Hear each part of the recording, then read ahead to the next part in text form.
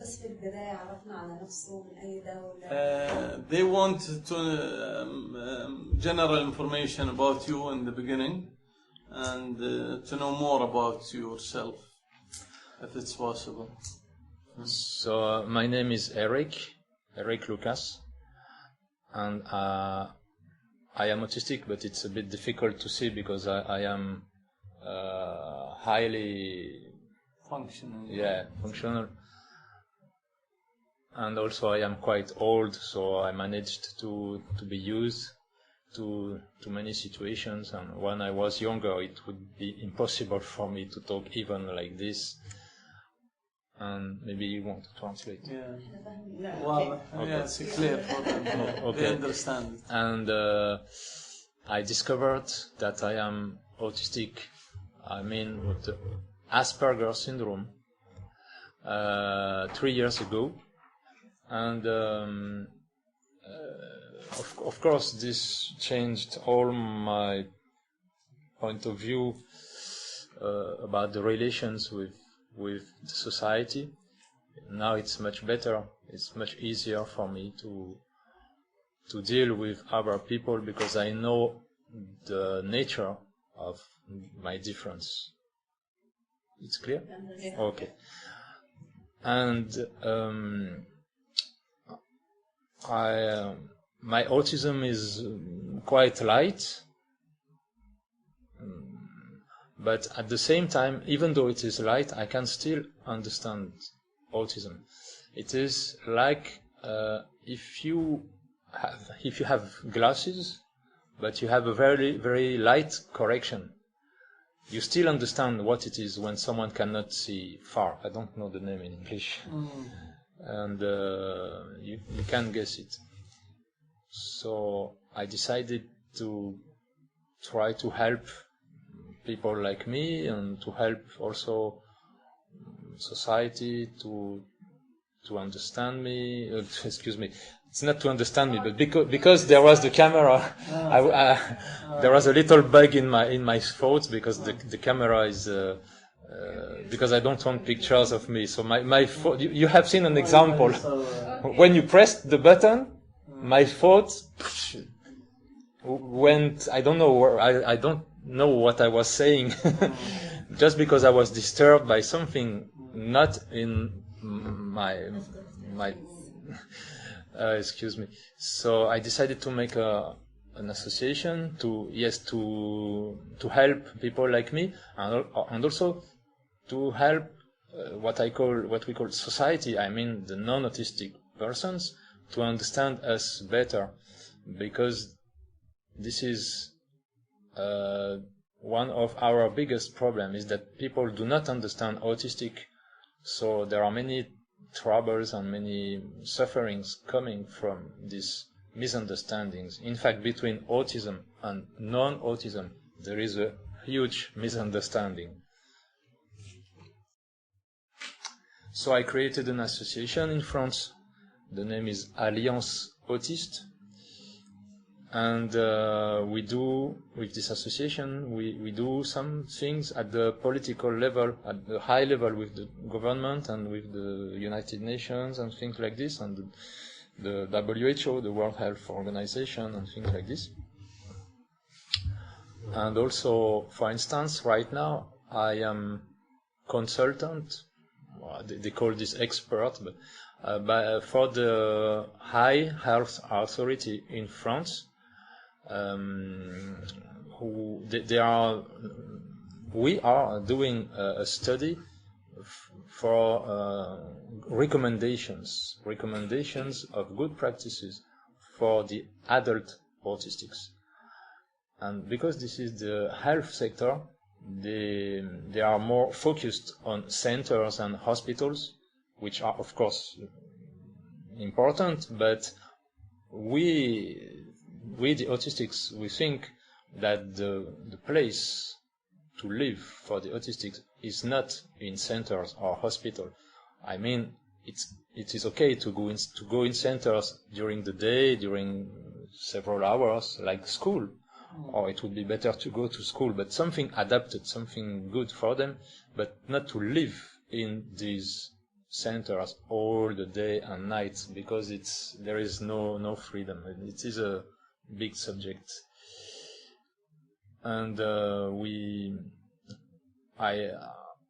in this study there are a lot of doctors and persons like this, and I give them my point of view of an autistic person who lives not in centers, not in hospitals, and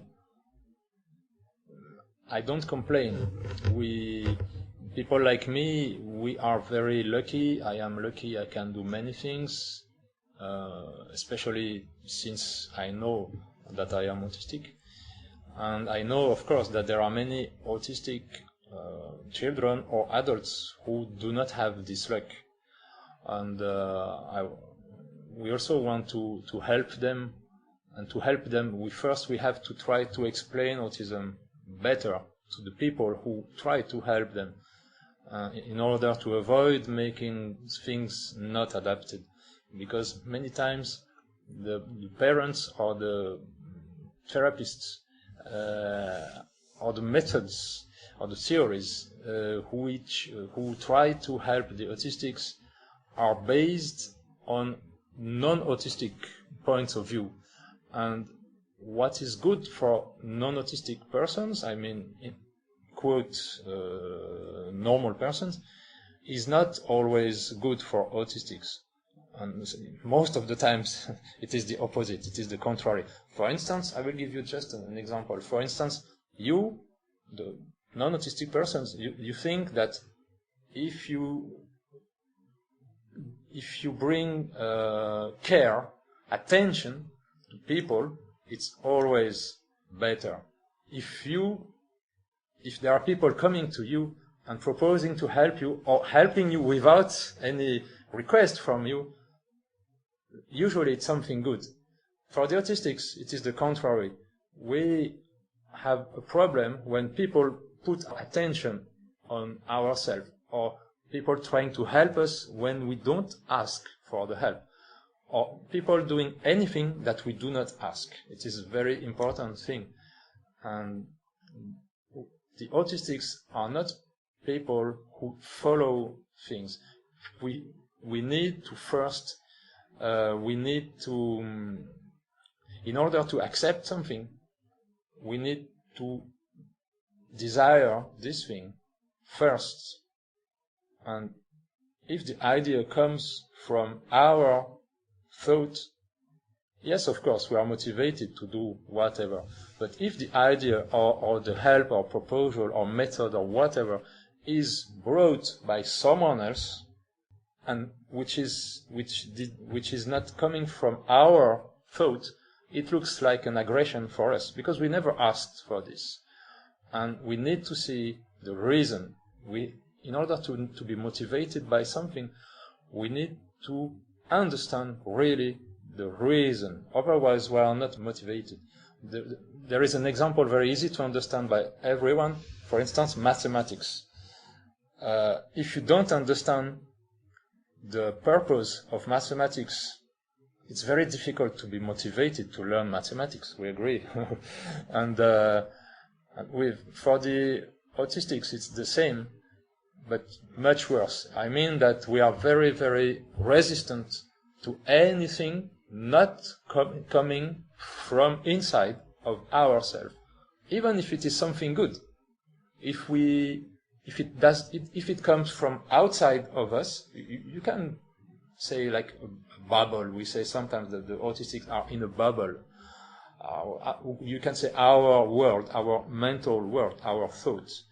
If something comes from ourselves, we can be very motivated. We can do many things when we want to do it. But if it comes from the outside, it is an external thing, and we have an automatic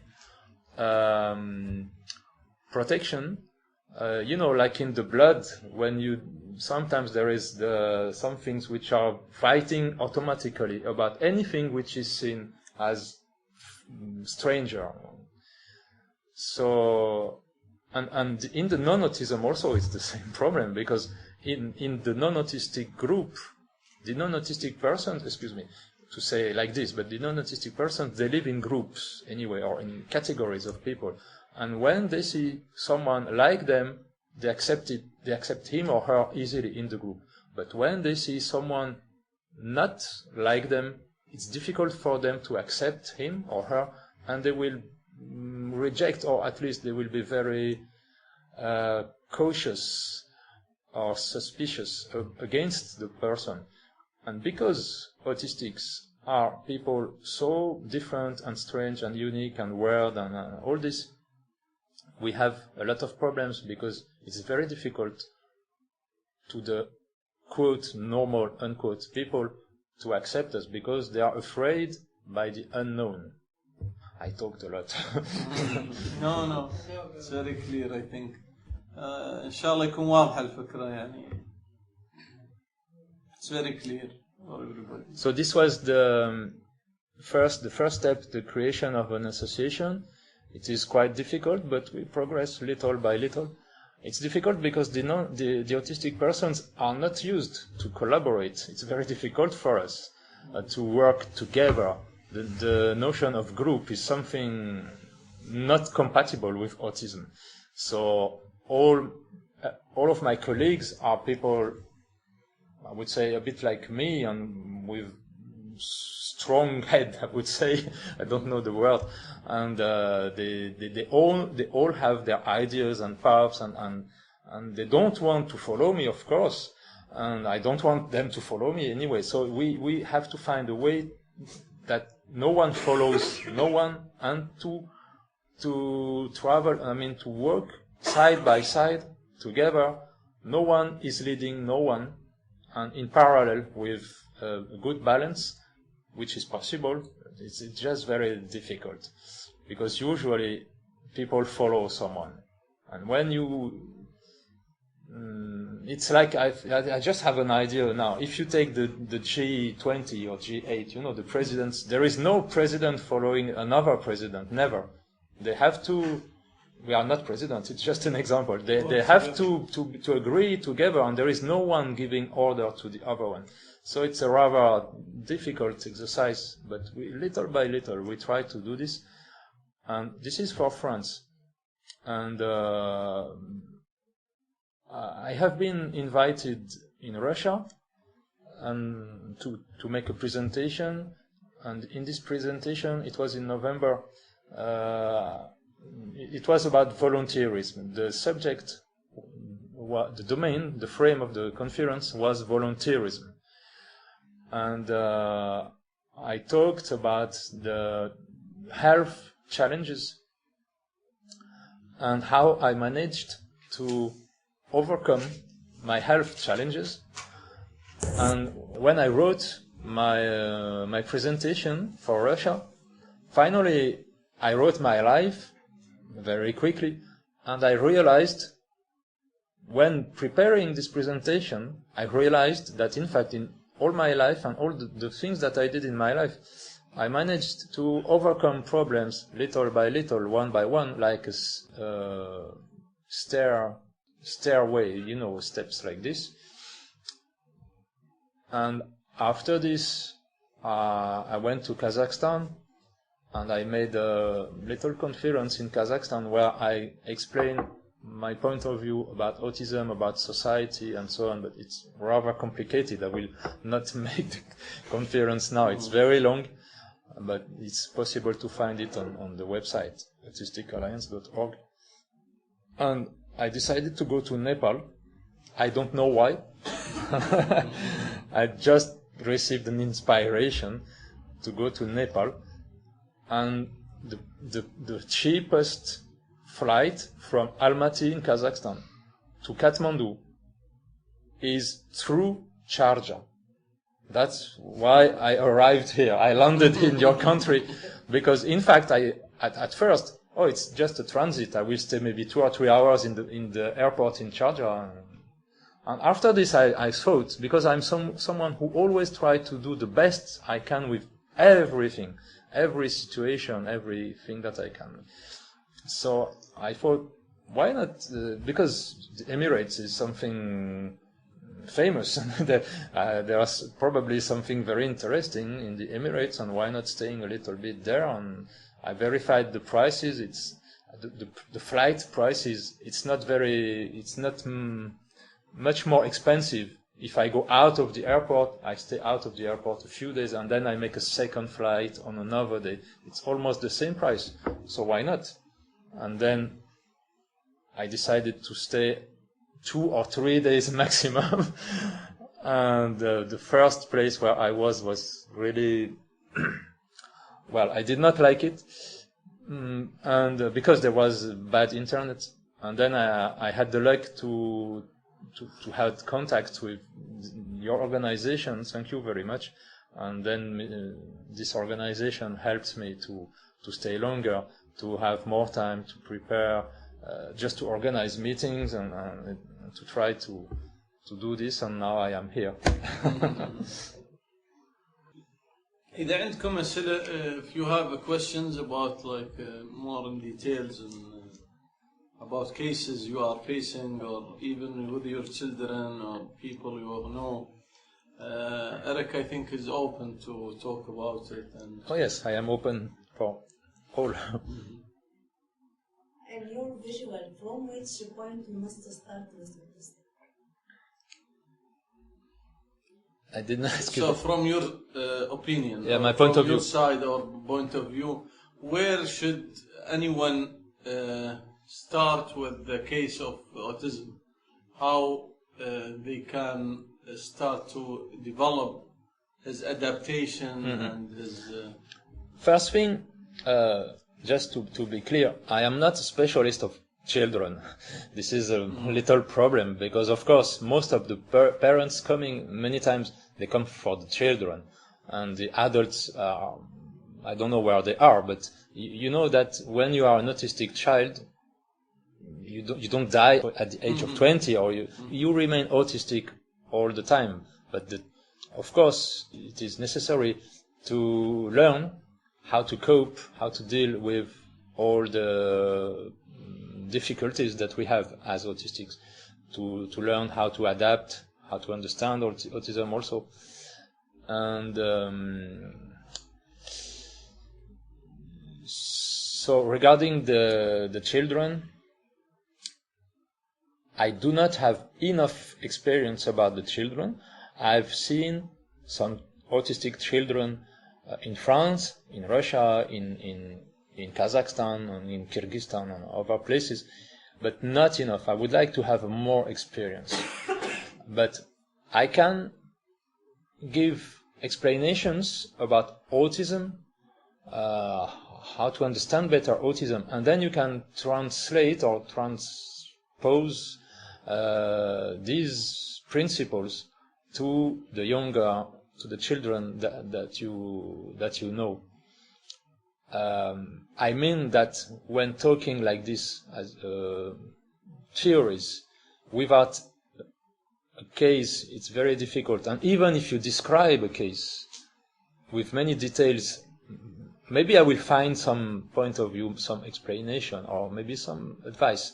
But I need also to see exactly the case of an autistic child or even adult, to look and also to feel and to detect, to try to guess what is going on. So to answer your question, how I would start,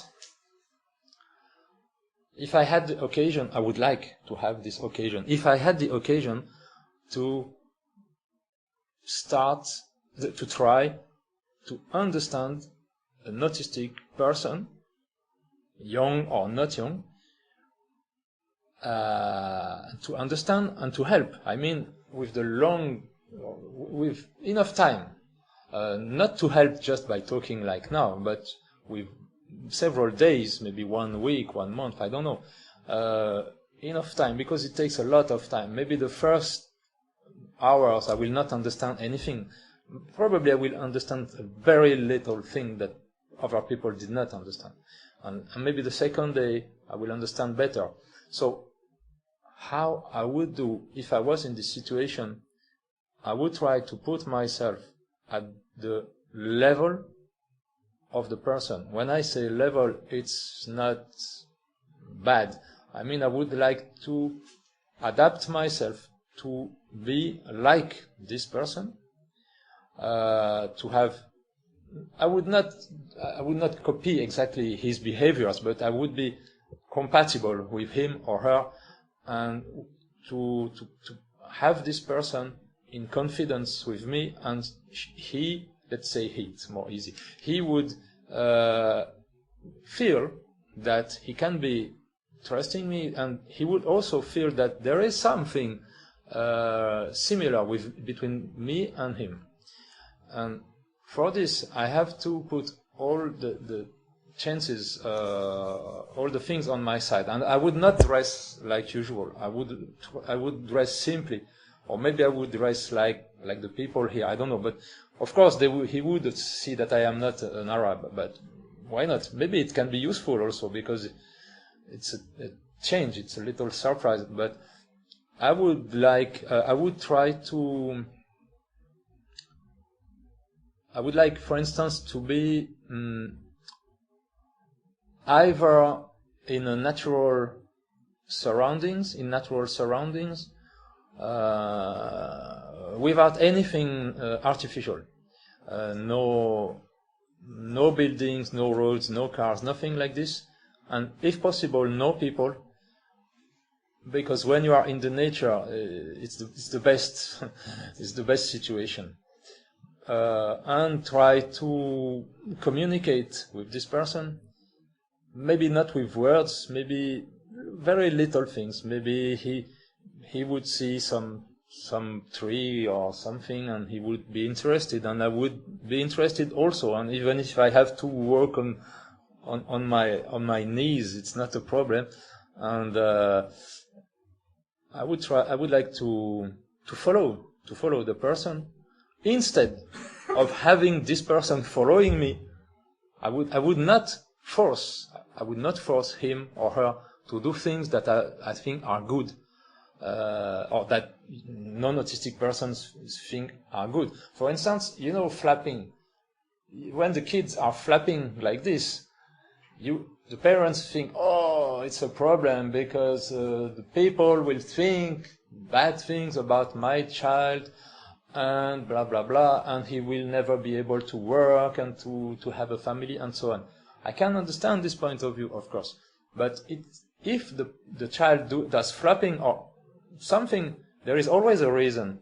And usually when he does this, or when he does moving the hand like this, it is because he needs to do it. Because in short, we can say that he needs to feel his body better and to be better in his body, something like this. So to come back to my story in the nature, I just imagine now, I am not good at imagination, I have to stick to reality. And I would not force the person, I would try to follow the person in his world. And if I never show that I want him to do something else, then he will start to find me friendly. And also it's something new for an autistic when you find someone friendly who is not all the time trying to or telling you this is bad and don't do this and all this. And maybe he or her or she would drive me in his world, which is of course difficult to understand. But as an autistic person, I would guess a little bit, because I would make comparisons with my experience, even if it is different. And I would understand some things little by little. And then, when I would look friendly and not a problem because many people think that the autistics are a problem or they have a problem. But if you put yourself in the shoes of an autistic child, all what is around you is a big problem. Everything is a problem.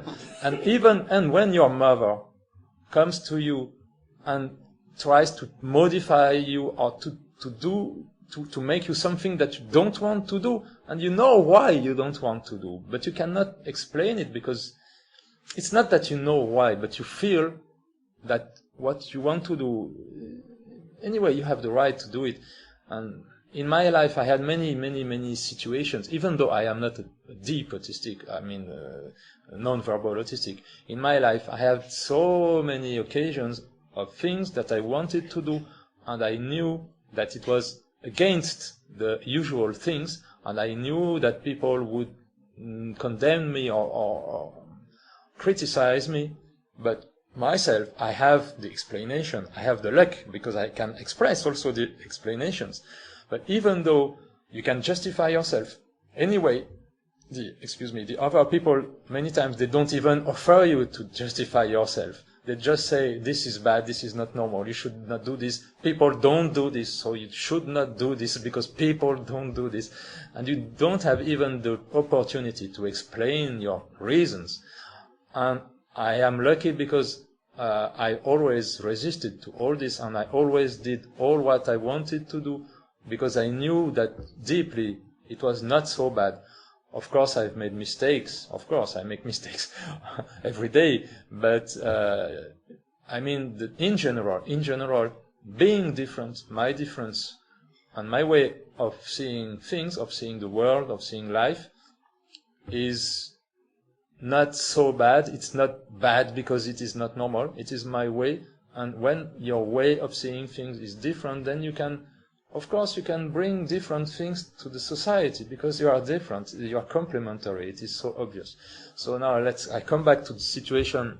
I imagine like a park with this example of a child, but I cannot say a park, because in a park there are benches, and I said that I don't want to see any natural things. Let's imagine there is a tree broken, like I saw today, and we can sit on the tree, and I would not try to enter. You see the error. I would not try to enter in the world. It is an aggression. I would just wait. I would follow. I would like to follow this person. I would follow this person, and he or she would lead me in his world or her world. I know it is theoretical when I say this, but in practice we can find examples of this. And I would understand. And when this person would see that I am not a problem, I don't make obstacles. Accepting him. Yeah, I follow, I am friendly, and I am seeming to understand him, even though there is no speech. I think I would not even speak. I would try to be like him. And I think that it could be very interesting. I never thought about this. What I am saying now, I thought a little bit about this, but not so with so many details as now. And little by little, even after 1, 2, 3 days, every day I would find something new, like it's like a detective. And little by little, I would find better what is in his thoughts, what is his user manual, how does this person live, think, and so on in his head. And little by little I would be more adapted to him or her, and then he would be more open to me. And when you are more open, then you can start to communicate a little bit, mainly with some gestures or whatever.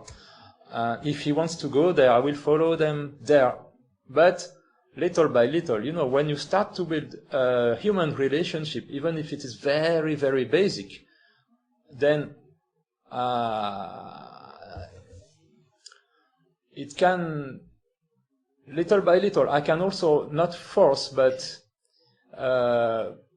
show some interesting things to the person of my world, and if it is enough interesting, then I don't have to force someone to go in a place which is interesting for him. He will go automatically. Then it's a matter of, I have to first, you asked me what would you start with. The first point, I would be open and humble, not judging and not thinking I have to change this because it is bad, blah, blah, blah. I would start first to go not in this world, but to understand his world and to go with him or her if he accepts it. It's very slow. And for me, it's easier because I am autistic. But maybe if you are not autistic and if you follow these ideas, it's just more difficult. It takes more time. But if you have this point of view, if you have this state of mind of openness and of not being above the autistic child, and to try also to understand him, not simply saying, oh, he's autistic, he does not understand anything, and we have to teach him. No, it's not like this. We, the autistic, we think, oh, the autistic society, they don't understand anything. You see in the news all the things they do in Europe, in America. It's completely crazy for us. Okay, then let's go back to this idea of park. This would be a first step. And there is another option, because it's quite difficult to be in a park, and also it's easier to do it in France. Okay, but I mean, excuse me, I don't know enough this country, but maybe we can do the same, not with the trees, but maybe with the desert. Maybe it's better. Maybe. I was one time in the desert in North Africa, and it was magical. It was really magical with the wind and the sound. I made videos, and when I look at the videos, I am hypnotized. But okay, what is important is to be in an environment, surroundings, without disturbing things. And my second, I said at first a natural surrounding, but I was thinking also about a room, or a flat maybe, or a big room, very big, without anything special, no graphics on the what's the name? Floor. Or maybe something but quite natural. Here I see marble. It's not a problem because it is natural. It does not put a problem in our head. But I mean to try to have the most natural chances to have the autistic person in a good mood, in a good situation. I would remove first of all, before trying to follow him, I would first arrange to have this person without any problems with surroundings, with environments. I mean, without any aggressions from anything. And even if this person is alone somewhere, and if there are aggressions, I mean things not consistent, not coherent, something ugly. Here in this country, it's difficult to find something ugly. You have to look a little to search a little. I don't search, of course, but in many countries, in the cities, everything is ugly. It's horrible, and for us, it is uncomfortable because it is against our autistic mind, which is very consistent and coherent and something like clean. I don't say that the non-autistic are not clean, but it's something like this. You can see that when you look at autistic children, not me, because I am a hybrid with non-autistic, but when you see when you see an autistic child who is really non-verbal and really in his autism, you feel that, myself, I am impressed. You feel that this person is pure, something like pure. And it's something very important. And okay, maybe he does not speak, but, and so what?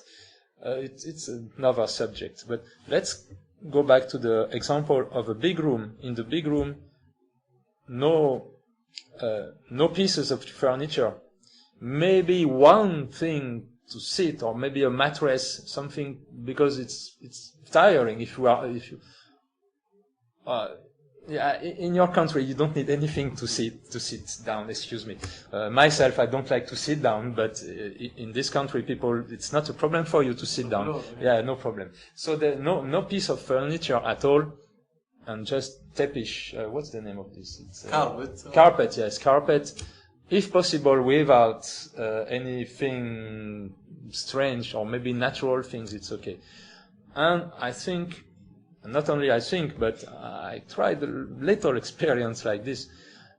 If there is no aggression from the environment, nothing which would be scratching the eye of the autistic, nothing inconsistent. Because, for instance, there is a small green thing here. I don't know what it is. It's not a problem for me. I did not notice it on the wall here. But it is inconsistent. The exit. It's not no, not the exit sign. On the wall there is a very little thing here. Oh, yeah. Like chewing gum. I'm sure that it is not chewing gum because we are in Hilton. There is another one here. Maybe to put, it's not a problem, but I mean that if you can remove all these little inconsistencies, defects, flaws, then it's much better for the autistic. Even here, this is Hilton, it is good quality. It is, I did not inspect, but when I entered, I was in good mood, because it's high quality, it is clean, it is good. So it's very important for us. If there was the same situation with all the persons here in a bad place, in a cafeteria or something, probably, very probably, I would not be able to express myself so clearly. I can notice that my expression now is rather clear. Sometimes it's not so clear. So because I am in good conditions, it's not too hot, it's not too cold. It's very important. There are no mosquitoes. There are no noise, no people coming and entering, and all this. I don't hear the cars outside, and all this is very important. And also, for this example of how would you do with a child, or an adult also. In fact, it is easier for me with an adult, but or it's less difficult. So it would be important to close the curtains and all this, because I had this experience, and the children, it was in Russia, and they were, even if the room was not empty, there were plenty of distracting things, but even though they were looking outside, so it was impossible to reach them because they were looking outside. So I could wait during 1 hour on my chair, and anyway the child, I was not here for him. So it's important, if you want to connect with the person, to remove all the things which would help him to disconnect, or at least not to connect with you. Because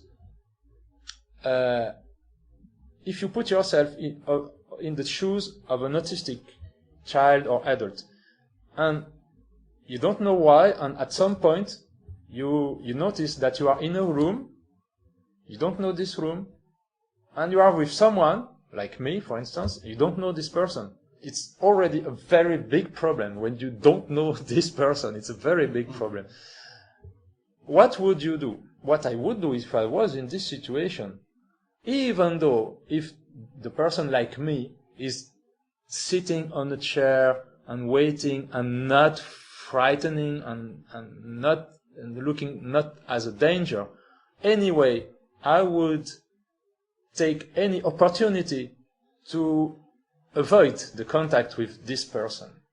So if I have an opportunity to see the cat in the street, or the cars, or any little thing, little defect, or little thing that I could find in the lamps, or the carpet, or the door, or the buttons, or anything, I would focus myself on this thing. Even if there is only one thing, I would focus on this thing. And if you remove all the sources of distraction, I did not try it, but I'm pretty sure that it has to be done like this, because it is obvious for me. If you remove all the distractions, then you are in good conditions to wait and to try what I said. The little by little, not the connection, because the connection is something very, very important, but to get closer, to approach, to be approached. Little by little, you make one step and the other one makes one step. I mean, a step is not physical, it's an image. And this is how I would start to do things. After how to do exactly, there is no recipe. You have to try to listen and to understand. You have to try to guess what is. You have to try to adapt yourself. Come closer. Yes.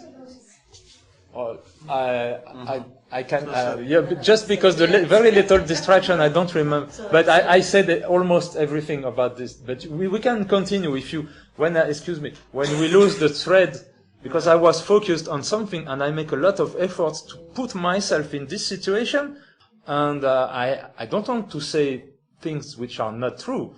So I have really to imagine myself in this situation, and when I imagine this, I am not here. Mm-hmm. So when I see someone coming, even if I make efforts, it's very difficult to be in this situation and here at the same time. This is the problem. And also, autism, when you are autistic, your mind, when you are in autism, your mind is not in concrete reality. It's like when you are lost in your thoughts. Everyone knows this. Sometimes you are thinking about something. You are lost in your thoughts, and there is something, and then you come back on earth, if I can say it like this. But your mind was not here. Your thought was not here. You don't know where it was, and you don't know how much time you were lost in your thoughts. Maybe it was 1 minute, 2 minutes. You don't know. You know only if someone tells you or if you have a watch. Autism is very, very similar to this. In fact, for me, it's the same thing, because autistics, are more or less in this kind of, it's not a place, it is disconnection. It is when our mind is not connected to this concrete reality made with space and time. So I also have had the idea of a virtual country called Autistan, which is the name of the place where the mind or the thought of the autistics are when they are not with us or with you. But in fact, it is not a place, because I think that it is not related to space and time. But it's enough for, excuse me. So sorry, you are welcome. We have it's open discussion and open talk. So if you have any questions, or we are just open. We just started. Yeah, it's okay. Thank you. Usually I'm not so. Look, I will explain you something. Don't be offended. It's just an explanation. Usually when someone enters and I am talking, even though it was difficult because I had to put myself in a supposed situation in a room with an autistic, etc. But the little thing which was a little bit more disturbing was the yellow color of your polo. I'm sorry. Yes, and I have. For me it is yellow. I know some autistics who have no problem with yellow, but usually we have problem with yellow, orange. And do you know that the yellow is the opposite of blue in the circle of colors? So I don't want you to feel bad because of this. It's just an explanation. If we were not talking about autism, I would not say this, because it's not polite. It's just an example. But it's good to know. Yeah, it's very important. Maybe your autist, I don't know, you will explain, maybe if you have an autistic child, maybe they have no problem with yellow. But maybe some have problems with yellow or something else. It can be a texture, it can be a smell or something. Sound. Yes, a sound. Now in the backpackers hostel where I am, since 2 days, there is a special smell. Someone from a country came, and and I am bad. I am very uncomfortable with this smell. It takes me 1 or 2 hours to go to sleep because of the smell and so on. And it is very, very light smell. I don't know what it is. Maybe it's the problem. It's because I don't know what it is. I think it's the problem. It's from a country that I don't know in Asia. So it's very important because sometimes the autistic children, I am very lucky because I can explain, I can talk, I can analyze the details, but the autistic children, most of the time, they cannot go so deep in the explanation. They just feel uncomfortable, and when they are uncomfortable with the neurons, neurologically, I mean the nerves, of course, it's physical. It is physical, really, and you start to be irritated. Now I look calm. I think I look someone polite. I mean, I don't know the word in English. Nice. But if I am irritated, it's not the same. And I don't want you to see me in this situation. So for very little details, little things, which can be perceived only by the autistic and not by the others. The others will not see any difference. And so that's why it is very important. But it's important also not to take this example as a recipe. For example, to a father in North Africa, I said that many autistics, including me, we have problems with the labels of the clothes, which are scratching, especially in the back. And 1 week later, he told me, because he has an autistic daughter, and he told me, I removed all the labels of all the clothes of my daughter. Okay, it's not bad, but maybe it was not the problem, but okay, it's not bad anyway.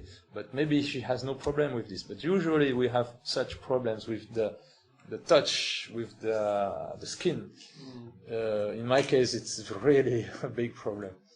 So, thank you for the yellow polo, because it was an example, in fact, and in fact, I am very grateful to the yellow color.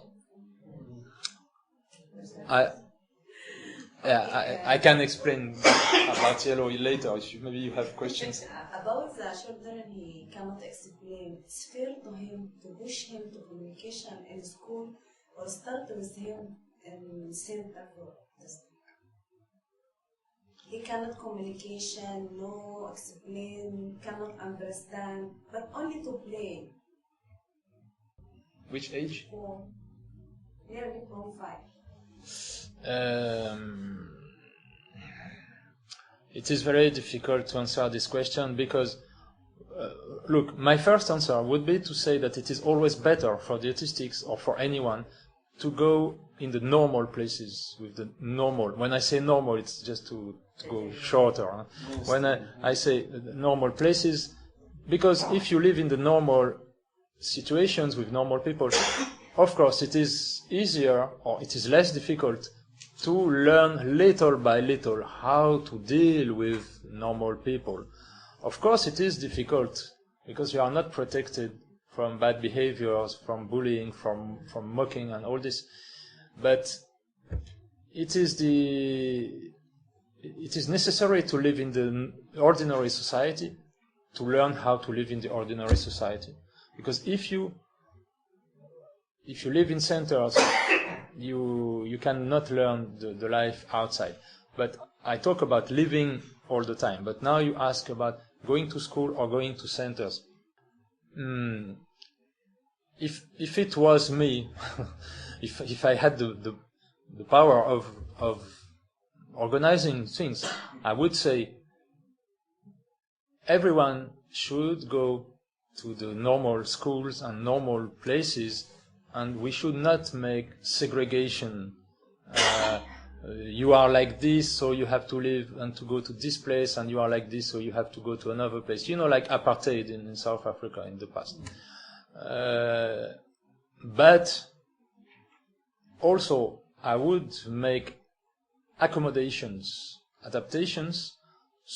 to help the different person, not always autistic, it's a person with different need, to help the person with different need to live in society or to live where he wants to live. Maybe some prefer to go to centers, at least at the first times, maybe, I don't know.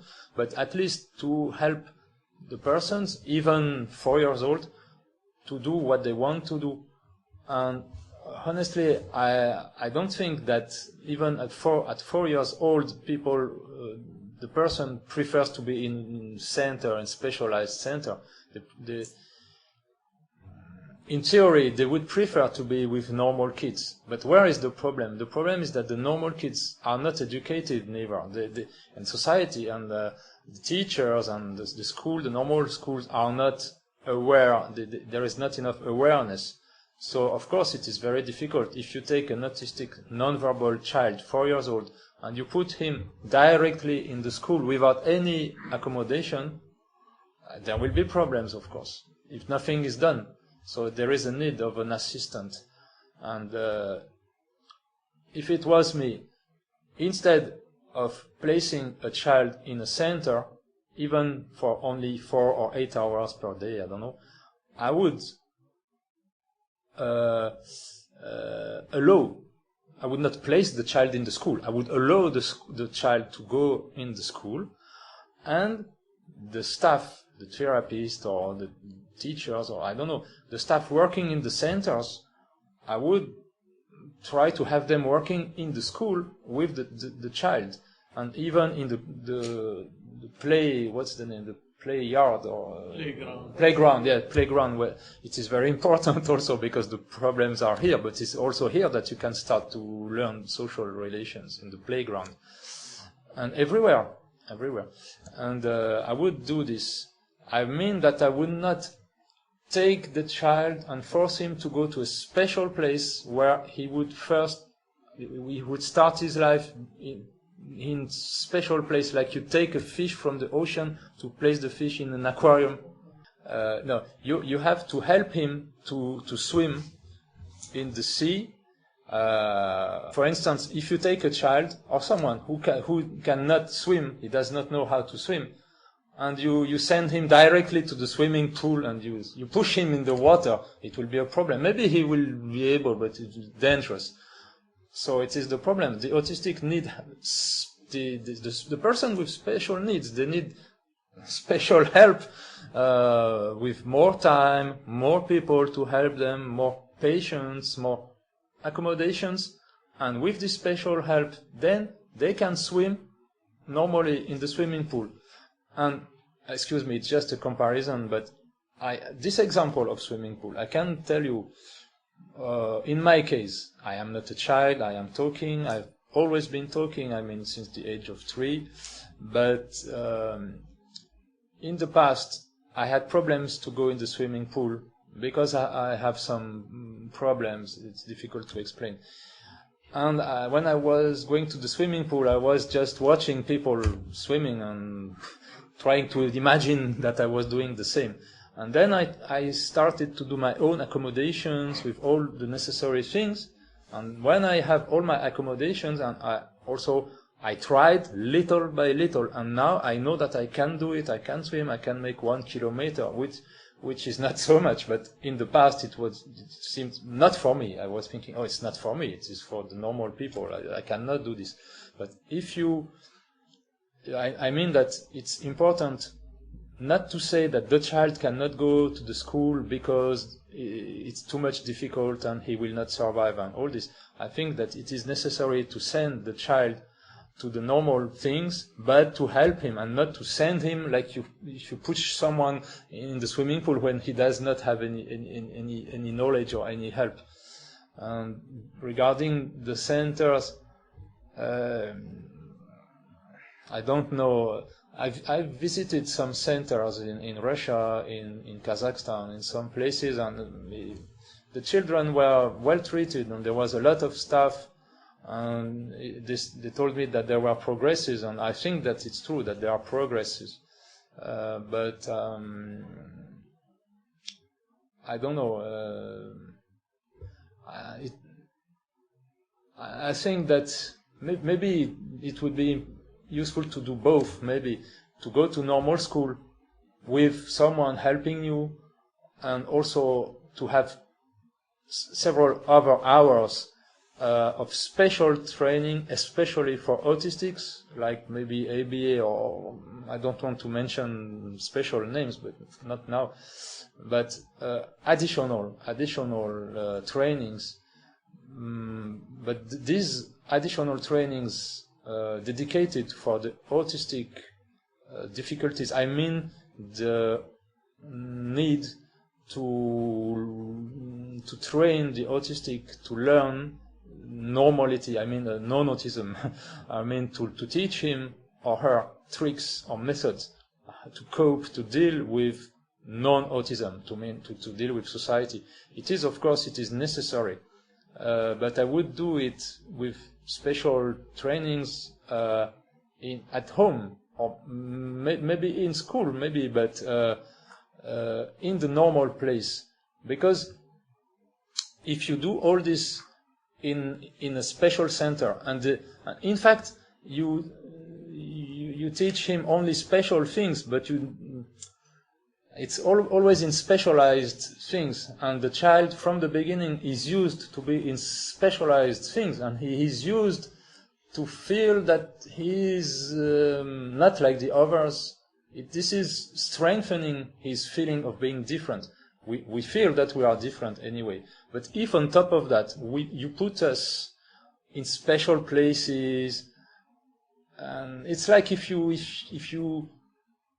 the door is locked even more, and it is stigmatizing. Myself, I've been in a special center during 2 years when I was young. I was 6 and 7 years old. It was not for autism. It was for children who have problems. And it was bad because it's like a confirmation. At first, I was in normal schools, and then a doctor told to my mother that it would be better to send me to a special center. I've never understood exactly the reason. And in this center, in fact, was for difficult children. Not children who have difficulties, but difficult children. And I mean children with social problems. And in fact, I was with children. It is sad to say this, because the poor children also, they had problems, and they were also with me all the week in the center. But they were annoying me, and they were bullying me. They helped me. Unfortunately, they helped me to hate community. Now I don't hate, but when I was young, they did not help me to like being in a group, and to like community, to like being with others. So maybe they did not encourage you to be more of yourself. Yes, I remember I was in the park. Once again, I say that the trees and all this are good. Unfortunately, there is a storm destroying the trees yesterday, or when was it? Yesterday. Oh, it was yesterday. But I was in the center. There were buildings, and of course, in the buildings, if I was in the building, I was with the others, and with the others, I had always problems anyway, and they were taking advantage of me and all this. And I was alone in the park with the trees, with no one. And I remember a scene. And I was in a special place of the park, and I was really wondering why the others are so bad with me, why they annoy me all the time. I was 6 or 7 years old. So I prefer to change subject, because maybe I will cry. I don't want to cry. What was the... We were talking about the centers of the schools. Maybe. Oh, yeah. I don't know if my answer is useful, but you can precise your question if my answer was not adapted, maybe. We mentioned early, before you came, Mr. Eric, we were talking about what you need to, or how to start with a child. His idea was about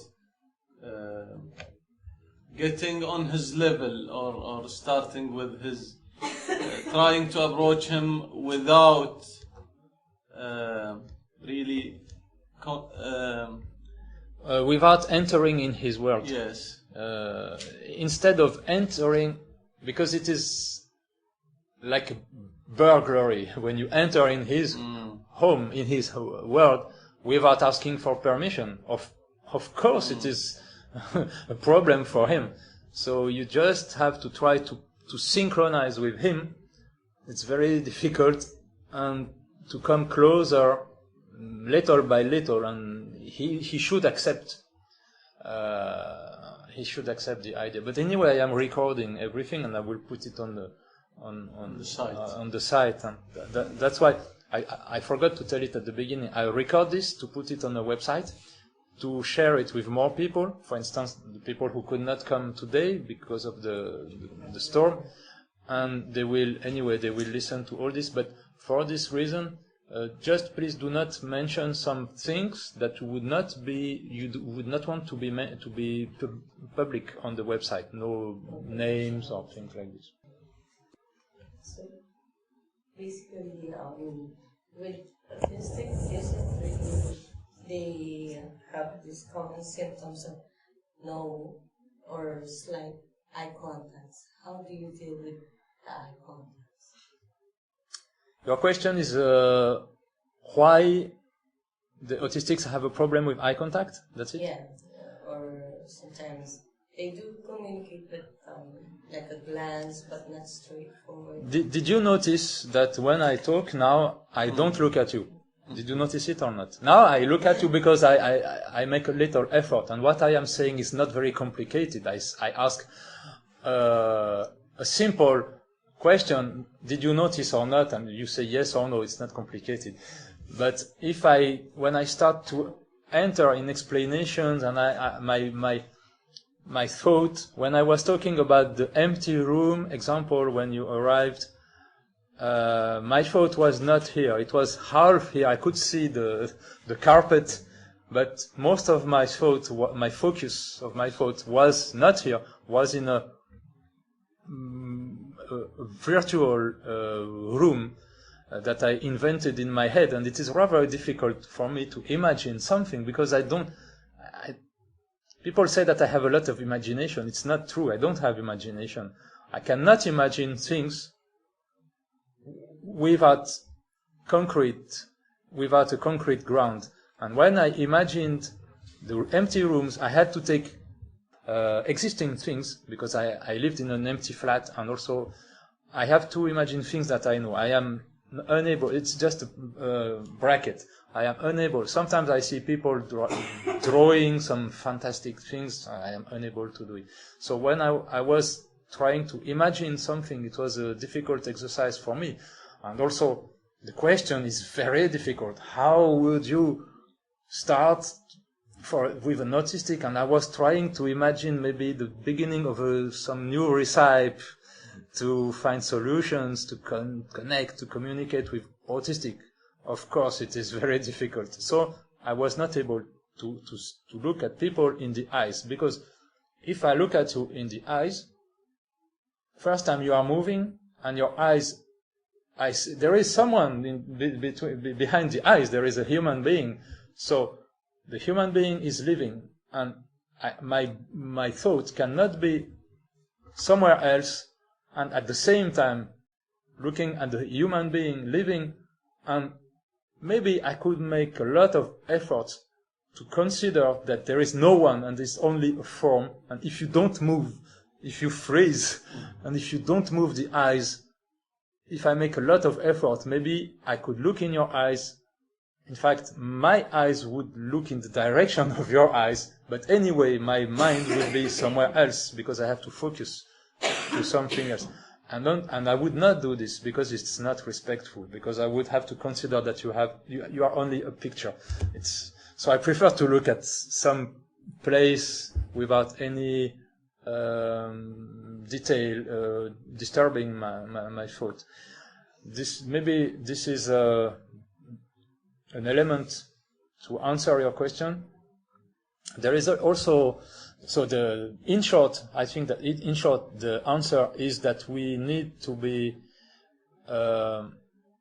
not distracted when we are focused on something, when we are thinking about something, or our thought is in our world, and we are in our world, we are thinking about something, maybe, I don't know, maybe an idea, a project, or maybe a memory, or whatever.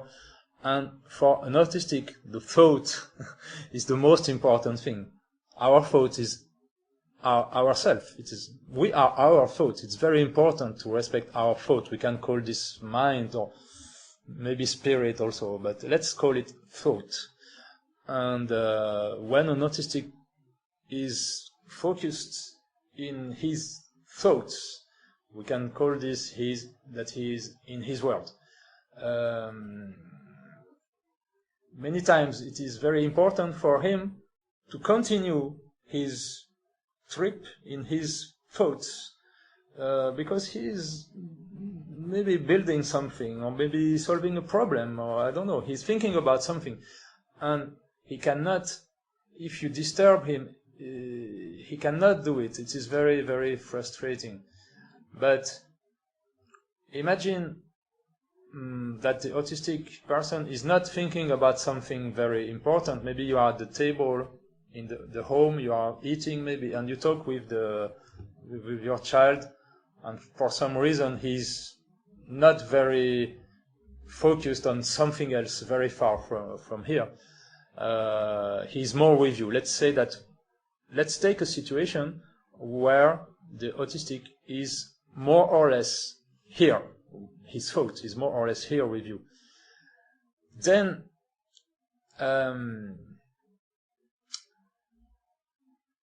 if you try to communicate with him, you expect probably a kind of answer from him. And maybe even if he makes efforts to connect with you, to send you a kind of answer or a kind of communication with you, and if he looks in your eyes, he will have this distraction, or he will be disturbed, because it is like two cars coming, when there is an accident, and it is very difficult. You have to avoid it, because So we cannot expect him to... Excuse me, I need to continue, because, excuse me. You have to, the autistic thought, it's like when you drive a car, and usually there is no one in front of you, so no problem. Then, okay, let's imagine my mother comes in front of me, and if she is looking at me, it's like if there is a car driving in front of me in the opposite direction on the same line. It's very difficult. So I have to change the line. So I will listen to your question after this. And there is another thing. In my opinion, when a stranger looks in my eyes, he or she can see me, can see me deeply. And because we are fragile and we are vulnerable and we don't have protections, we don't have the lies and all these things. Most of autistics don't have these protections. It's like if you are almost naked, or and people they enter in you through your eyes, and they can immediately detect that you are so vulnerable, and they can do all what they do with you. Maybe because you had one or two experiences like this, and then you remember it, and you remember, maybe unconsciously, you remember that when you make the error of looking at people in their eyes, not the mother, but maybe other people in the street, they will start to take advantage of you or do some things that you don't like. So you develop the reflex of avoiding the direct. This is the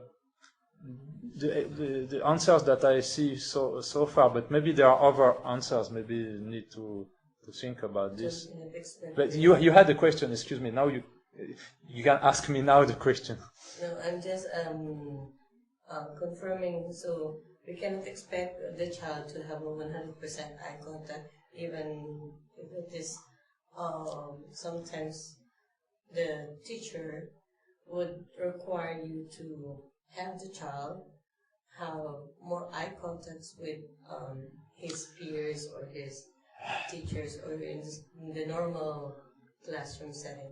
Look, first there is the problem of lack of confidence. The autistic is afraid that the person could enter in his own world through the eyes, let's say like this, and maybe take advantage or maybe annoy him, taking advantage of his vulnerability and so on. So the eye contact, I think that with the mother, probably it can be possible. But anyway, even if it's the mother or someone you are trusting, anyway, it will be difficult. Even myself with my mother, I don't have memories of looking at my mother in the eyes. Maybe sometimes, but because I need to be focused, or maybe if I don't know if I don't need to. No, because maybe if I don't have to express anything, if I just have to receive, maybe I could be focused in the eyes of the person that I trust and looking at the person in the eyes, maybe my mother or someone that I trust, because I am in confidence. But maybe it would be difficult also because how can I try to understand what, for instance, I trust you, if I look at you in the eyes and you explain me something, how can I try to focus on what you are explaining me and to translate it in my own system, my own thinking system, and at the same time I would see your eyes and I would see also your thought, your you, and it is very disturbing. I don't know how to do this. And excuse me, there was another thing. The teacher. Yes, there is another problem. Is that if a teacher or maybe the family asks to the autistic person to look in the eyes, here we have another problem. Because we need to know why. We need to understand the reason. And if we don't see the reason, let me think, because in fact I'm not sure that I know the reason. The reason, probably it is politeness or social or connection. We talk about later about the reason. I don't know the reason. I know that it is a problem when you don't look at the people in the eyes. For instance, if it is a job interview and you never look at the eyes of the person, it's sure that you will never get the job. Of course, but this subject could be interesting to analyze really the reasons, the deep reasons. But wait, if you ask to the autistic to look at the eyes or anything else, and we don't know why. And it is difficult to know why, because even at my age, you see, I have trouble to know why. And it is difficult also to explain him if he does not understand the voice, the speech, and all this. So you have to show him why it is important. It is very difficult, and on top of that, if it is something not so important, it will be very difficult for you to explain and to give the good reason to the autistic. So what I mean is that if we don't see a good reason, then we don't have the motivation. Then what do we see? We see someone, even your mother, trying to have us doing something, and we don't see the reason. Then there is a conflict. There is a conflict because it is not consistent. It is not logical. And one of the most important characteristics of the autistic thinking, of the autism, is the logic, the consistency, the coherence. If the things look to us logical and fair, no injustice, then it is possible for us to do it, if we see an interest to do it. But if our autism, our autistic mind, if our autism detects something which does not look fair, not consistent, not in harmony with all the rest, then it is felt like an aggression. I call this mental aggression, while the sensory things, the heat and cold and all this, are sensory aggressions. The problems of autistics, in my way of seeing the things, it's neurological aggressions, which can be sensory aggressions or mental aggressions. And now we are talking about a mental aggression. What is a mental aggression for the autistics? It is when things look inconsistent. Like I say, there is a little thing, a green thing here, I don't know why. It is not really, no, don't, you see this like chewing up. It is not an aggression, but it is something disturbing. Little bit disturbing, but this and this and this and this, it makes a lot of problems. Here, thank you again, because it's Hilton Hotel, it is very good. But when we see something which is anomaly, it's in English anomaly. Yeah, normal. Normal. No, anomaly. It's anomaly. It is something which seems like a flaw or something not at the right place. When we detect this, and let me assure you that the autistic are really, really good for this. When we detect any slight little flaw or something which is not at the place, like this thing and this thing, I see this, and it's not a problem, but it makes like a blocking. And if you ask me now, please look at my eyes, it will be very difficult for me to do it because I don't see the reason. It's not fair. Why? And also, on top of that, it is an order. It is a command. I am not your slave. Okay, it's the children, they are used to listen to their parents or to the teacher, but at least the commands should be fair. There should be something interesting and motivating. And excuse me, but for an autistic child, when you say to an autistic child, you have to look at me without any explanation, how can he find this fair or coherent with anything? There is no explanation. You have to look in my eyes. It seems almost stupid for me if I put myself in the shoes. If you show the map of the Earth, or what's the name, the globe, to a child who can understand, and you show America and Africa, it can be interesting because it is reality. Maybe he wants to travel, maybe later. But if you, to the same child, you tell him, you have to look in my eyes, he cannot understand. The only way maybe to show him that it is important is if you find a reason, but the reason it's like a vicious circle. I found an example with the employment. If you have a job interview, and of course if you don't look at the eyes, they will never take you. But it is just because it is a social convention, it's a social code. For instance, if we are between autistics and we have to recruit autistics, and maybe myself, if I am the boss, I will not even look in the eyes of the person. And in fact, it is what I do even now. I don't look in your eyes, and there is no problem. You can accept that I don't look in your eyes because I am autistic, and you know that it is different. It is very important to accept the autistic ways, the autistic differences.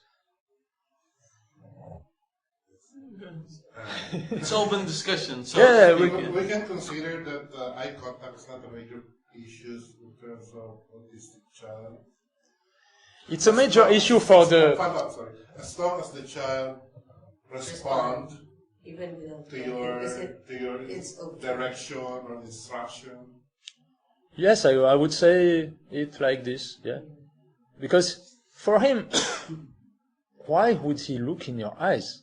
if he responds, if he communicates with you with his way, what do you want? That he communicates with you in his way or whatever way, or that he looks in the eyes?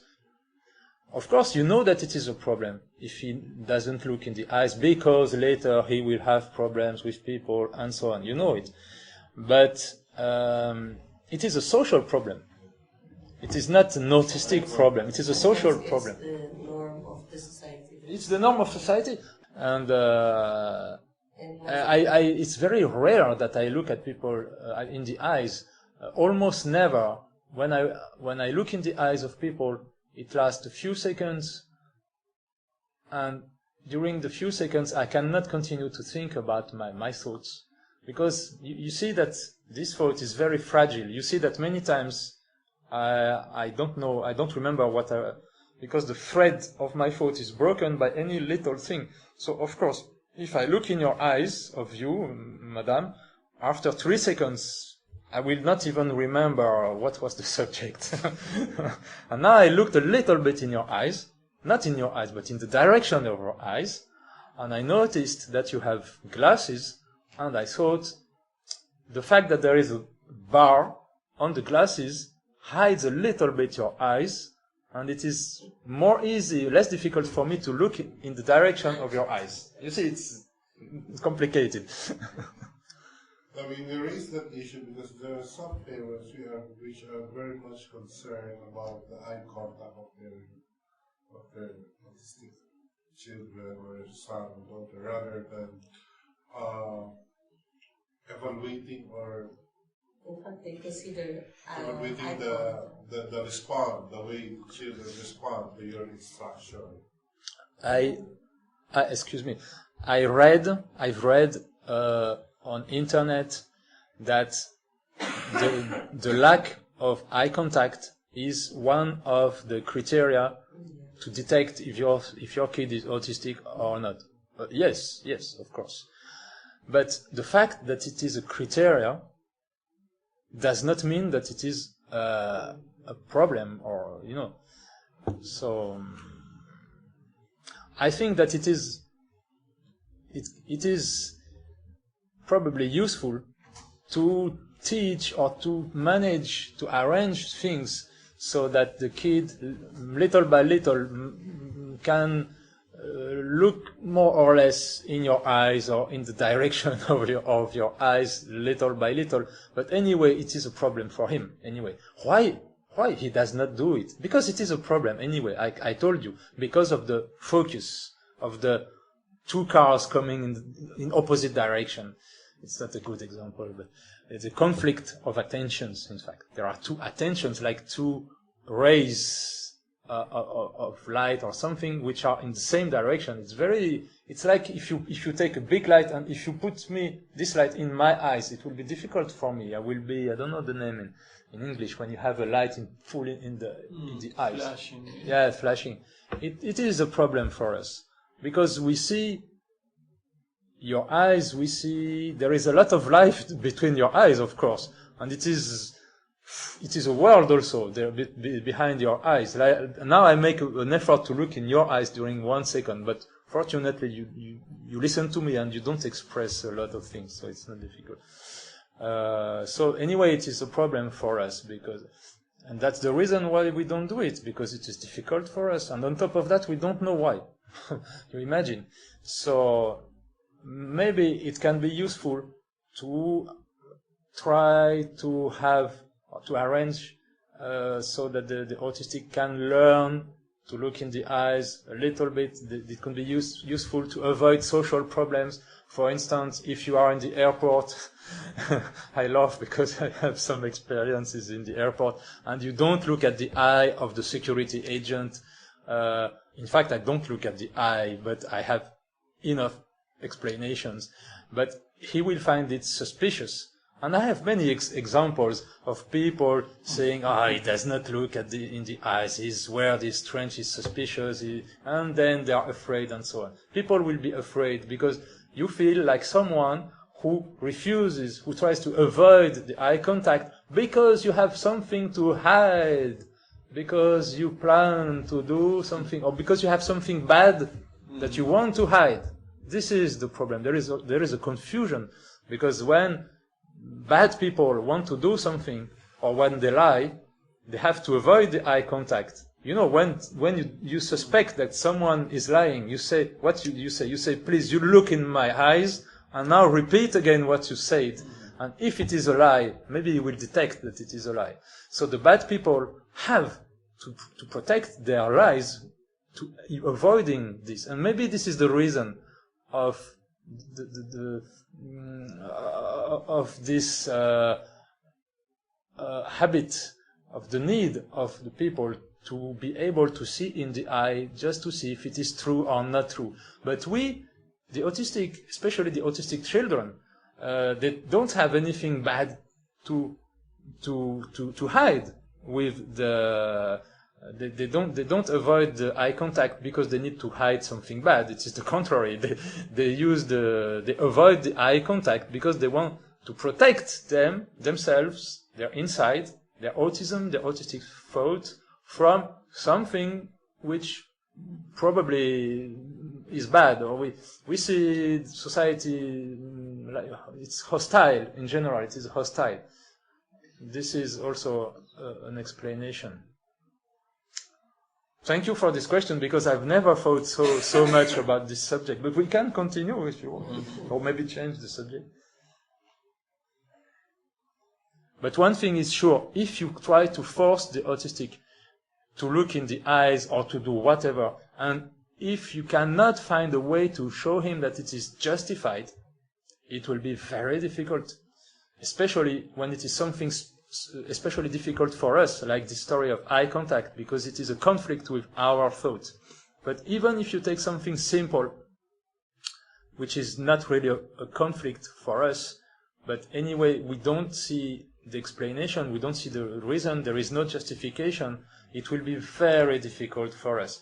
It's like if you take a non-autistic child who is very bad in mathematics and you force him to learn mathematics, it will be very difficult. Or if tomorrow you have to learn Chinese, if I have to learn Chinese, it will be very difficult. Or Arabic, it will be very difficult. Or Russian. But when I went to Russia 3 months ago, it was much more easy for me, or less difficult for me, to learn a little bit of Russian, because I was motivating, because I was living 3 months in Russian-speaking countries. It's very easy to understand. But also the problem is that because the child is not really communicating, it's very difficult to have him understand, to show him the use, the final use, because it's theoretical. If it is something very basic, if you tell him, don't put your hand in the fire, you don't even have to tell him, he will understand easily. But if you tell him something complicated, you should not turn this button because there will be this problem. It's too much theoretical for him. And the autistic have a problem with abstract things, with symbolic things. When something is too much symbolic, we have a big problem with this. Because it is symbolic, which means it is artificial. And the autistic mind is close to natural things and is far from artificial things. And even the voice is something very artificial. The proof is that I am speaking English, but you are from the United, Emirati. So you have to make efforts now, and me also, because I am French. I have to make efforts to speak. It's not something natural. It's just convention, the language, and even the fact of communicating with the voice is something, in fact, which is a code invented by the humans. I'm pretty sure that in the past they were not using the voice. I'm not sure. I am pretty sure that if you go back in the before history, people were communicating like the animals. They were not communicating, or maybe little sounds or things like this. But I think that in the past, we, the humankind, we were communicating with telepathy or thought transmission, and very probably our communication was not about complicated things. Because if I tell you now, in 2016, that maybe 100,000 years ago, I don't know, people were communicating just by thought transmission, maybe you think it's not possible, because how can you transmit all these complicated things? But at that time, it was not so complicated. Things were very simple at that time. You have to protect yourself. You have to know if there is a danger. You have to eat. You have to organize a little bit. It's not so complicated. So I think that the language has been developed little by little by the people. And I think that the autistic are closer to the original people. And also, don't be shocked, but I think that the autistics are closer to the animals. If I say this, it may be shocking for many people if you put it out of the context. But for me, it is not a problem, because for me, the animals, where is the problem? They are absolutely respectable, the animals. We exploit I don't want to talk too much about this, because this is not the subject. But our way of thinking is so much not natural that we consider the animals like something inferior, and we exploit them, and we put them in reserves and all the reservations. But when you think the animals, there are many parallel things with the animals. The animals don't speak. The animals don't do bad things. They don't do bad things. They don't destroy the nature and so on. So there are many comparisons to do with original things and natural things and things like this with the autistics and animals. And the voice is already something artificial and complicated, and that's why the autistics have troubles to use this, because it is really abstract. It is difficult for them, and on top of that, if you use it's very difficult to understand, not for me, but probably for them, that you can talk about something with sounds, I mean the voice, with words also, which means the same thing. But it is graphic, it is visual, it is written, also with pictograms. Also, it is so complicated, because this word is very complicated for autistics. And I think also that the voice and this articulated language, this very sophisticated language that we have, this sophisticated language managed is one of the grounds to build sophisticated thoughts and sophisticated theories which are artificial, and we cannot really handle these theories, and we make many errors. If I am in front of the fire, I know that if I put my hand in the fire, I will have a problem. This is simple. But if with the centuries, the people build complicated theories, I take an example like Soviet communism, for instance, and there are many errors, or sometimes also bad faith, and they build some theories which in fact are not realistic and not working, and then it will collapse sooner or later.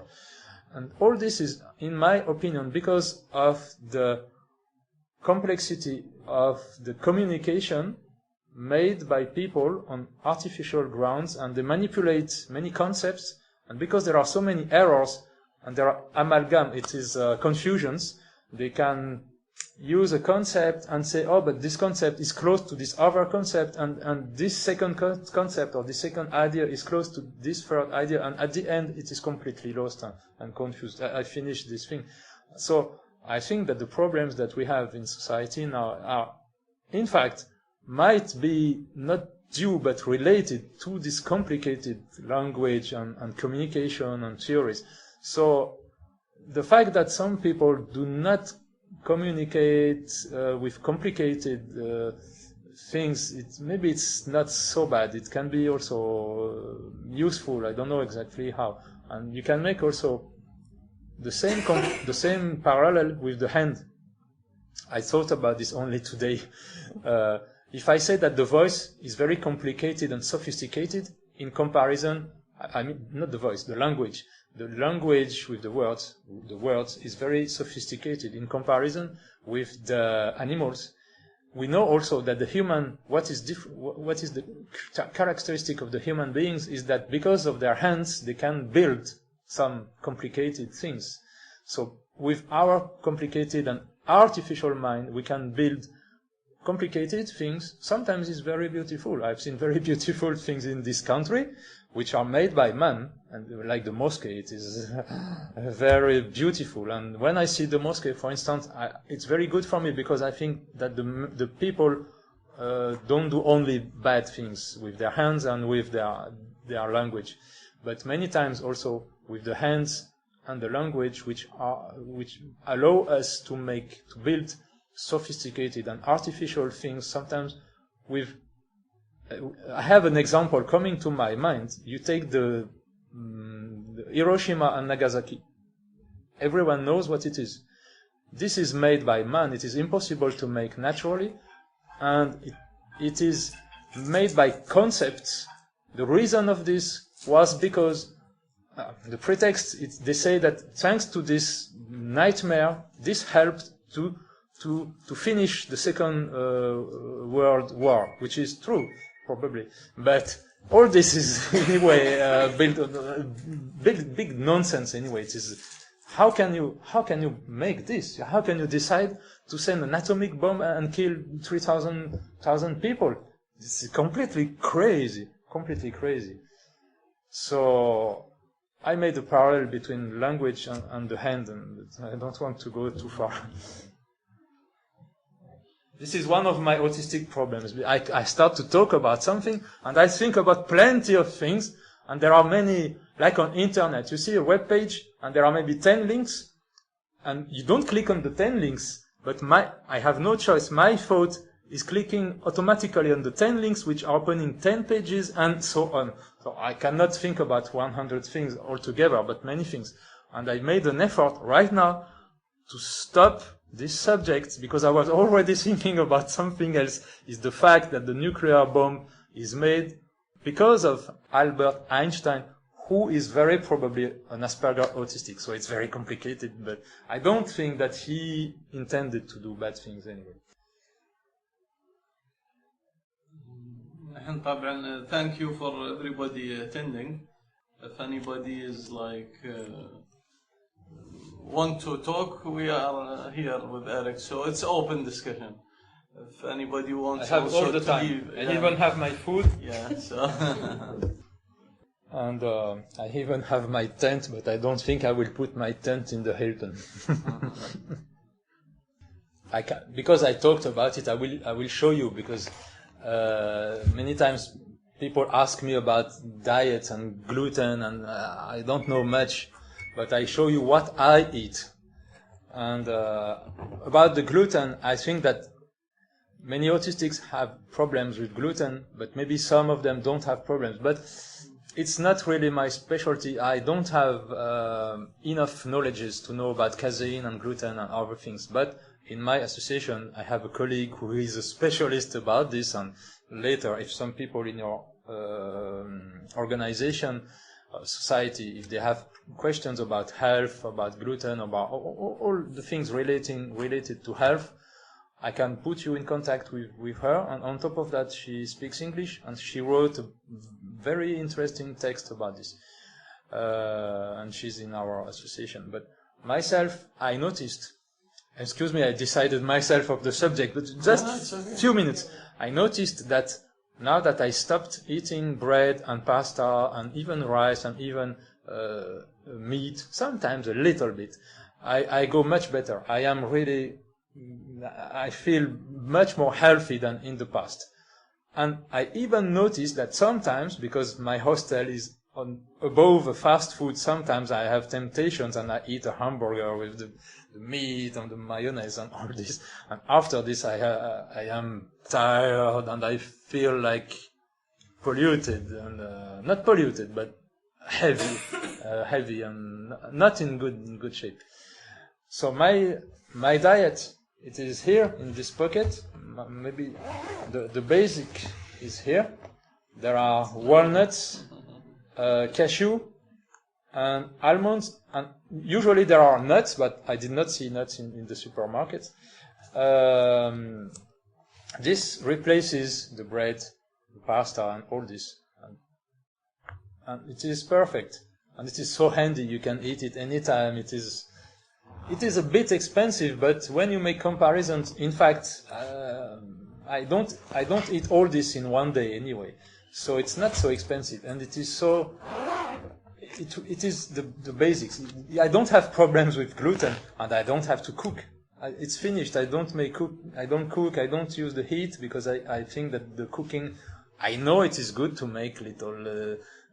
I know the good. I am French. I know what is the good food, but it's also a trap, because if you start to eat always good things, then you have health problems and you start to be fat and all this. I can tell you that what I eat is not especially good for the taste. It's not bad neither, but it's a bit, it's not so good. There are bananas. I did not bring this to make presentation. It's just because I'm always with this, because I'm taking my things out of my bag like a Tupperware meeting, Tupperware meeting. Apple, it's not very beautiful, this one. It's very simple. And tomato, and on top of that, I selected only things easy to carry and easy to eat, and that I can find in any country, and also no cooking and all this. And the only exception, I have tuna. I think it's not bad, and I think I need something like this at least. And I eat one can of tunfish every 2 days. And now that I don't eat, in the past I was eating only bread, or almost only bread and cheese, for instance. Cheese. Cheese, it's in German. And I love cheese, goat cheese. It's very good. I should talk about something else. But now I feel much more healthy. And also my colleague explained me that in the things made with the milk, she told me we are not babies anymore. It's not natural. It's not good for us. And in the things with the milk, there is something making an addiction. I don't remember what it is. Like the morphine or something, endorphin, morphine. I don't remember, making an addiction. And I know it is true, because it took me several months for me to accept the fact that I can live without cheese. But in the past, I would tell you, I cannot live without cheese. I was addicted to cheese. So I eat this. So, and also to replace the chocolate, I have honey, which is something natural, and I can put honey also in the tea if someone offers me a tea. And all this is natural, and it's very simple. It is not expensive. It is easy to. So this is my own trick, and I have water also, so I don't need to buy fruit juice, because I have water and fruit. And I consider also that it is better to eat, to avoid modifying the things. I have the banana, I open it, I eat it. The tomato, I put it under the water, I eat it like this. There is a method, because if you are not used and you crunch the tomato, it will explode, it will put everywhere, and I have a method. So, and there is no dishwashing, it's problem solved for me. And if you take, for instance,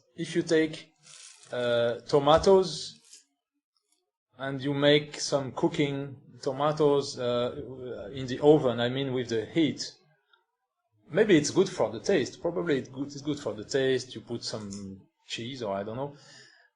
But anyway, I think that it can never be better than the original, because whatever you do on the tomato, anyway, heat or freeze or whatever, you will kill something in the tomato, or kill or damage something in the tomato. In my opinion, it's debatable, but What do you think about this?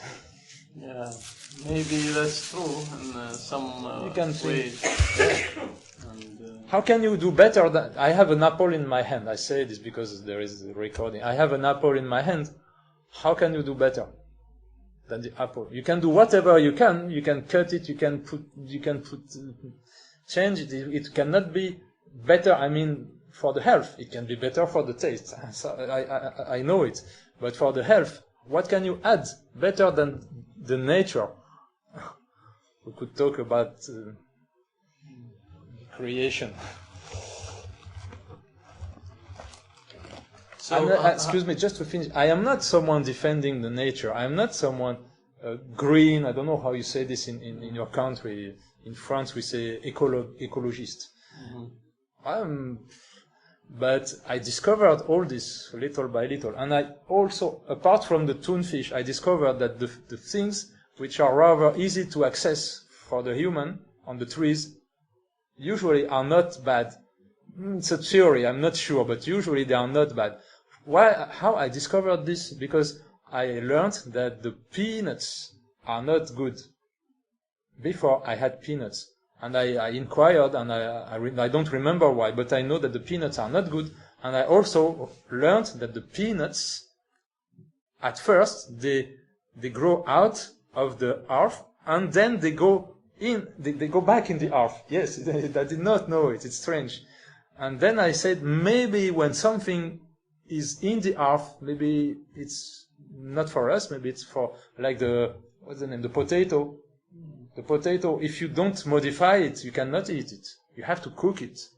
Otherwise, you cannot eat it. Maybe it's not made for us. Maybe if it's made by someone, I don't know, but maybe it's not good for us. Maybe it's for some animal. Maybe for some, I don't know. We'll search in the earth. It's just theories. It's not so important. I finish my bracket. I'm open to any question. If you see one children have autistic, you can't discover him. And what is your advice for parents? Excuse me, I did not understand. I understand half of the word. I think she mean if you see. If you are not sure that someone is autistic, if how you to detect?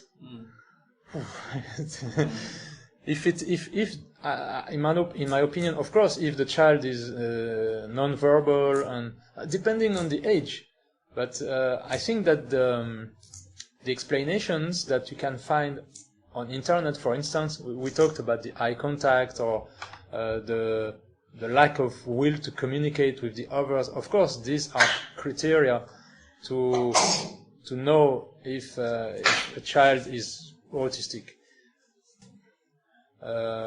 What is more difficult, maybe this is difficult for you, but we can talk about this now. But I was thinking about something else. Someone who is autistic also, but with a higher social functioning like me, sometimes it is very difficult to detect. And I even know a few autistic persons like me, and there are a few ones, I'm not sure, I have doubts. It's very difficult. But in the case of children who... your question is about the young children at the age of 2 or 3, or even before, that's it. 3, 4, like that. Yeah. Yes, because at that age it is difficult to know the difference between non-autistics and autistics. After 3 or 4 years, you can see the difference. But before it is difficult. I've read that it is possible to detect signs of autism as soon as 6 months old. I did not read it, did not really analyze this. I don't know exactly how they do. Maybe with very little signs, or maybe with scanners, or I don't know. Frankly, I don't know. But all what I know is that if the child is avoiding the eye, we talked a lot about it, okay? And also, if the child does not want to play with the others, I want to talk about this because for me it is so... This criteria looks a bit like stupid for me. Why would it be obligatory that the child plays with the others? I understand that for social integration it is better, of course, but people consider this as a disability or things like this. And with my point of view, I remember, even though I've always been speaking, even though I am a so-called high-functioning Asperger and all this, I can make comparison with my case, and I remember well that when I was a child, maybe 4 or 5 years old, anyway, I did not have a lot of occasions to play with the others because I was always alone, because I was better alone, because I was doing my things. I was always doing things with my hands. At the age of 7, I was someone so inventive and creative that at the age of 7, my uncle offered me a toolbox with plenty of tools and also what's the name? Some table to make. He made it himself. Yeah, and what I mean is that I was alone most of the times. And why? Because I did not see any interest doing things with because I don't say they were stupid. I say that they were looking stupid for me, or at least not interesting. And not only they were looking not interesting, in general, there are always some exceptions.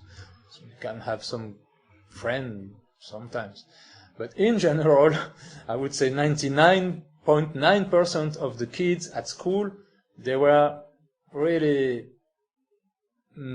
I found them either stupid, either not interesting, some of them stupid, but most of them not interesting, and some of them also were annoying me. They were mocking me, they were making problems to me. So how could I be interested to go with them? And also, on top of that, the concept of playing, I have problems with the concept of playing. I prefer to do the real things. And anyway, the games of the kids,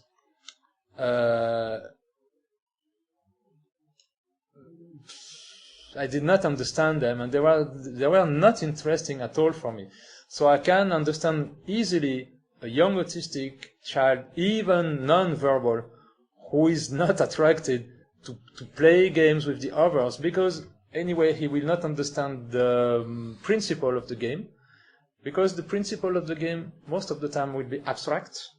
You have to play, you have to imagine that you are a cowboy or a policeman or I don't know what, and the autistic lives in concrete reality. When the autistic mind is in reality, the mind is in concrete reality. You have enough time in your own world, and when your mind comes in reality, it is to go in reality, not to escape reality. When our mind is in what I call Autistan, it is in our world. We think what we want, but when our attention, our mind goes in normal, the concrete world, it is not to escape to something else which does not exist. So when we go in reality, we make concrete things and so on. So the games of the children, where you cannot understand the principle, you cannot understand the goal. What is the goal? What is the goal of the games? Socializing or what? I don't know. Maybe it's funny for them, but for us it's not funny. These games are not funny. Most of the time it is stupid games, or maybe you have to win. Someone wins, so someone thinks that he wins the game and he's better than the other one. But for us, it's not important because we don't pay attention to the relations with other people. It's not important for us to know that someone wins or does not win, or is important or less important. We don't live in this system. For instance, at some point in my life, I was doing bicycle. And when I was doing bicycle against myself with a chronometer to improve my time on the same circuit, the same road, the same thing, the same loop, I was very motivated to to do a better time, less time. And at some point, my parents registered me in a team of competition. I was absolutely not motivated for the competition. And I was bad, in fact, I was bad. What is my interest? Okay, if I arrive the first, okay, I admit it's not so bad. But I was not enough motivated because I was struggling. I was competing with people. Anyway, I don't know them. They are not me. Maybe, if they are better than me, it's because they are more trained, or maybe they are stronger. And so what? I cannot see the point in all this. The competition, domination, and all this. For the autistics, the domination is not interesting. So the games for us, and for even non-verbal autistics, are something really not interesting in general. So about the game, I know that usually the difficulties to play with other children are seen like a problem or a disability, or I don't know what. For us, for the autistics, it's just normal. Why would we have to play games? So this, the eye contact, the lack of desire to play with the others. I don't remember the other criteria. There are some. Sure. Like also, for example, the drooling or saliva pocketing is also one of the things. I don't like what? Saliva pocketing, when they are always when the teacher is, like, for example, in the class discussion, and he would make his saliva, play with his saliva, or hand mouthing is one of the criteria they consider here as the child as autistic. I don't understand. The hand what? Mouth? I don't understand the their mouth. Hand, yeah, my hand and my mouth and what? And they're putting their hand on their mouth while the teacher is discussing something. They're putting their hand on their mouth? Or inside, like yeah. And? Some kids do that in our class, and also like eating Play-Doh or plastic things while Pika, that's Pika. Yeah. In my case, I eat my fingers, and of course I don't like it because it's not beautiful. The child also is eating. And I have a solution. This, and this it is in English. What's your name? Nail file. A nail file. And I analyzed the problem. You can see that my hands are not so ugly. They look rather normal. It's a little bit red, but it's not bleeding. Yeah, it's not bleeding. And but when I was younger, or when I did not find this trick, I had almost always at least half of my fingers with blood, red, because I was eating all the time. And I found this trick. Maybe I don't answer exactly to your question, but I analyzed the problem, and I noticed, why am I eating? No, I don't know exactly why I am eating my fingers. I don't know the reason, the deep reason, but I noticed that when you eat, it's the same problem with inconsistencies. If you have a very little bit of skin, which is not normal, which is not natural, which is almost already out, then it is an inconsistency, and you have to remove the inconsistency. And what you do, you eat it. But the problem is that anyway, when you eat the little bit of finger, anyway, there will always remain another little bit that you will feel anyway, because you are so sensitive. And sometimes I check my fingers to see if there is a little thing, and if there is a very little thing, I remove with the file, with the nail file. Because if there is a very little thing, and on top of that, the skin is growing anyway, then the little thing will grow out. and I will eat again, and then I will, and so on. And then it can, even in a few hours, I can remove a lot of skin, and it will be bleeding and so on. So I'm not answering exactly to your question, but I give you this trick. And but I need to have my nail file all the time. It is in the important bag with the food, and I have emergency nail here and another one in my jacket. And if I notice the problem, sometimes I don't notice. If I don't notice, I will start to eat, and if I don't have but if I notice, I remove all the little things, and if there is no little problem, I will not by myself start to crunch my fingers to make a new problems when there is no problem. But I'm sorry because it's not exactly answering your question, but the question of putting the fingers in the mouth, I don't know this situation, in fact. You say that sometimes the teacher is speaking and the child is listening and putting the finger in the mouth. You mean the thumb or any finger? Sometimes all the fingers. All the fingers in the mouth. Yeah. Yes. No, not that. No, just putting the. Yeah. Yeah, there are some Maybe even they are even more- other than autistic children, they do the same. Maybe, But with maybe other- it's more often with the autistics. maybe the taste. Maybe I don't know. Maybe. It would be Give very. them satisfaction. First thing. I think that if they do it, there is a reason. Yeah.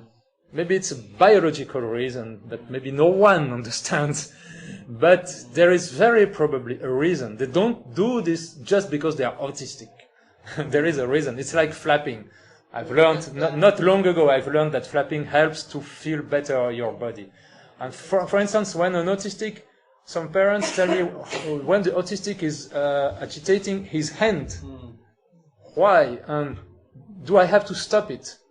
I think that first, I don't know exactly the reason, but if the autistic does not communicate with the voice or with the mouth, and if he does not have the reflex to communicate with, with the voice and language and mouth, but he needs somewhere he needs to show or to feel for himself some kind of pleasure or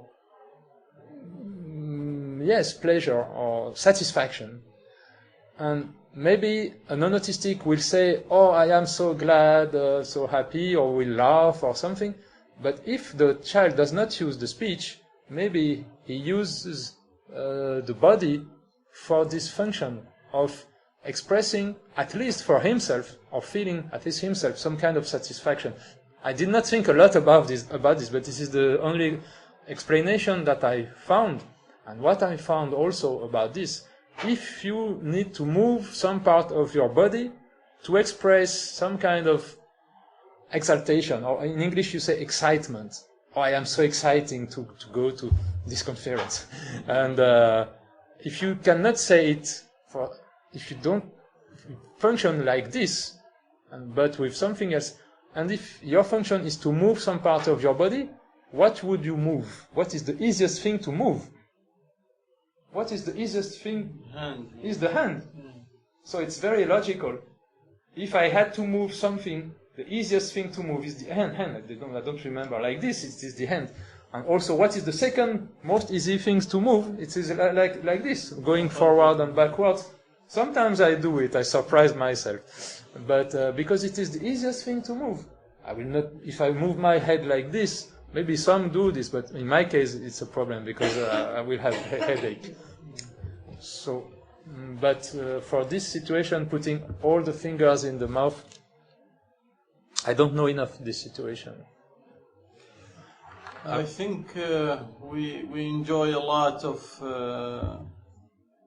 the great time we spend with you, and you take us in a lot of different parts of the life of Autistan, or Autistan, as you said. This is a non-autistic way to introduce the fact that this meeting is soon to be. No, just because we don't want them to kick us out, because I think we have a time, Sahamed. We have a time, so maybe